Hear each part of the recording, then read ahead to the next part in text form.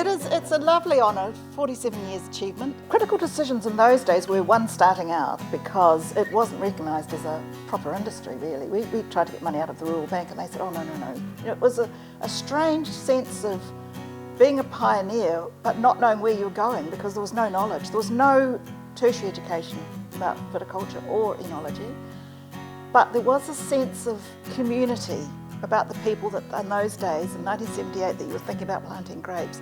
The new young winemakers, and I was at that stage young coming on, and that was exciting, and you felt so, of course we can do this.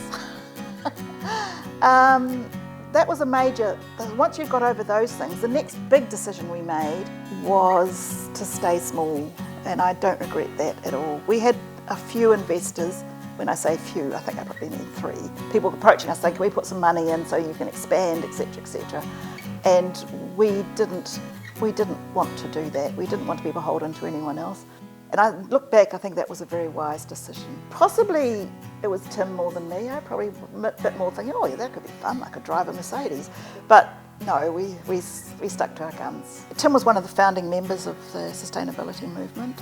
You know, New Zealand has a history of people that have been absolute groundbreakers in different movements. I have such respect for those people because it was sort of laughed at in those days. But sustainability now is just the first step. We try to do our best. We use lightweight packaging. The winery's solar powered. But I think the point isn't to be perfect. The point is to just keep your eye on the major prize, which is making excellent wine with integrity.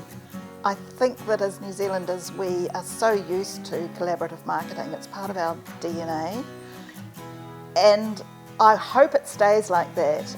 But I feel quite strongly that the traditional European style of wine appreciation has been exclusive, old-fashioned, snobbish. There's no place for that. Wine it's a drink that offers nothing other than enjoyment. It isn't actually going to improve your bank balance or your cholesterol count. We have to be more inclusive. We have to make it more enjoyable. No sommelier should make you feel embarrassed that you weren't aware of what the pH was or what sort of oak it was aged in. That's trifling. That's for the business to understand, not for the consumer. Enjoy it. More of it.